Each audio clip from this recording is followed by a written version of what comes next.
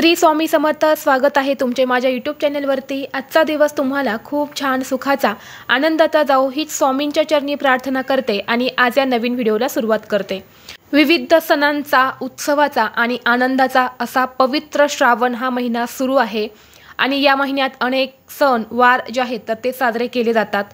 त्याचबरोबर उद्या 19 ऑगस्टला श्रावणातील तिसरा सोमवार आहेत आणि त्याचबरोबर या दिवशी रक्षाबंधन आणि नारळी पौर्णिमेचा सण देखील आपण उद्या साजरा करणार आहेत।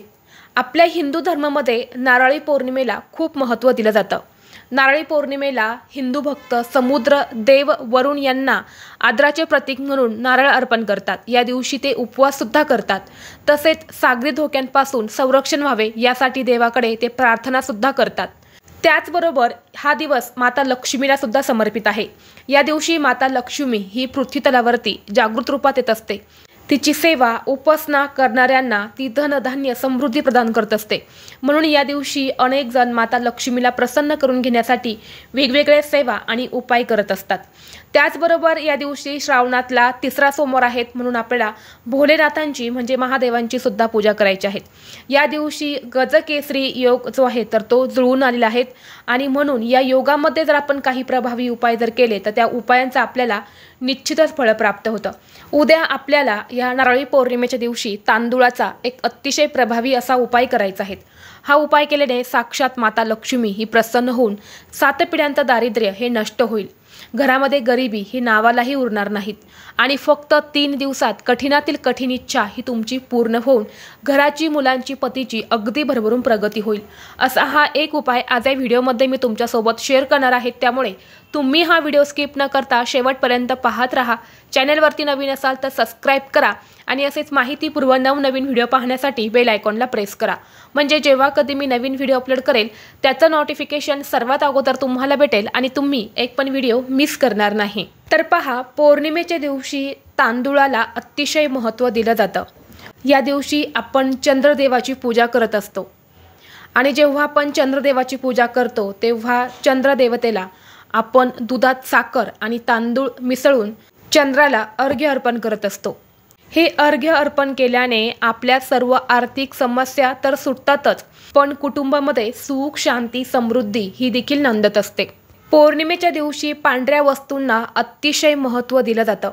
या दिवशी दूध, तांदूळ आणि साखरेपासून बनवलेली खीर सुद्धा दान केली जाते। तसेच खीरीचा नैवेद्य हा माता लक्ष्मीला सुद्धा अर्पण केला जातो। त्याचबरोबर पौर्णिमेच्या रात्री जेव्हा आपण चंद्राची पूजा करतो तेव्हा त्या पूजेमध्ये सुद्धा पांढऱ्या फुलांचा वापर हा केला जातो।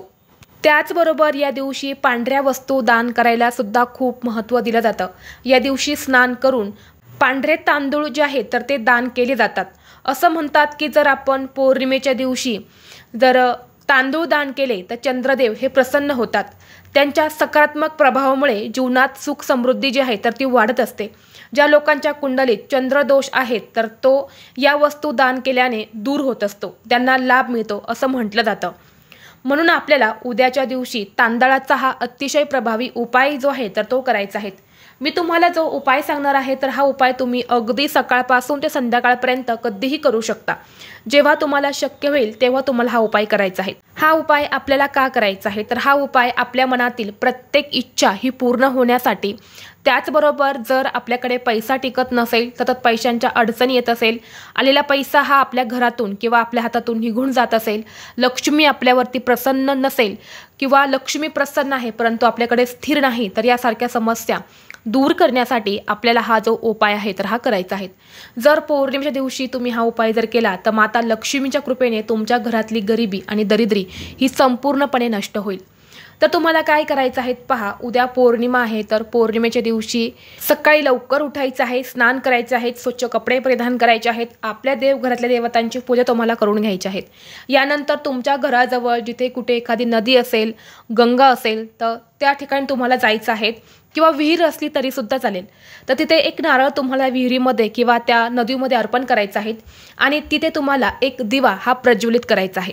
या दिवशी दीपदान हे करायला खूप महत्त्व दिलं जातं। दीपदान हे केल्याने आपल्या जीवनातील अंधकार जो आहे तर तो दूर होत असतो आणि आपल्याला यशाचे मार्ग जे आहेत तर ते मिळत असतात।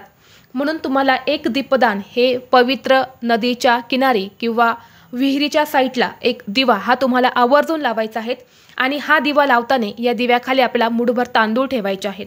यानंतर दोन्ही हात जोडून तुम्हाला माता लक्ष्मीला प्रार्थना करायची आहे।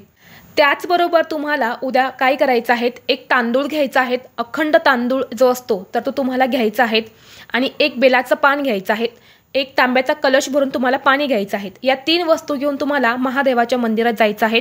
गेल्यानंतर सर्वप्रथम तुम्हाला हे जल जे आहे तर ते शिवलिंगावरती अर्पण करायचं आहे आणि त्याच्यावरती आपल्याला एक पांढरा तांदूळ जो आहे तर तो ठेवायचा आहे आणि बेलपत्र जे आहे तर त्या तांदळावरती पालथं घालायचं आहे आणि यानंतर तुम्हाला ओम नमः शिवाय हा प्रभावी मंत्र म्हणून मनोमन तुमची इच्छा जी आहे तर ती व्यक्त करायची आहे। हा उपाय केल्याने मनातील प्रत्येक इच्छा ही पूर्ण होते असं म्हटलं जातं आणि हा जो उपाय आहे तर हा शिवपुराणामध्ये सांगितलेला उपाय आहे। यामुळे तुम्ही उद्याच्या सोमवारी हा एक उपाय नक्की करा, कारण उद्याच्या दिवशी श्रावणातला 3रा सोमवार आहे आणि या दिवशी पौर्णिमा आहे आणि तुम्हाला सांगितल्याप्रमाणे या दिवशी तांदळाला खूप महत्त्व दिलं जातं। तांदळासंबंधित तुम्ही जे काही उपाय करता त्या उपायाचं तुम्हाला निश्चितच फळ प्राप्त होत असतं। आपल्या हिंदू धर्मामध्ये जर पूजेमध्ये तांदूळ नसेल तर ती पूजा अपूर्ण मानली जाते। तांदूळाला अक्षदा असं सुद्धा म्हटलं जातं आणि माता लक्ष्मीला तांदूळ हे अतिशय प्रिय आहेत।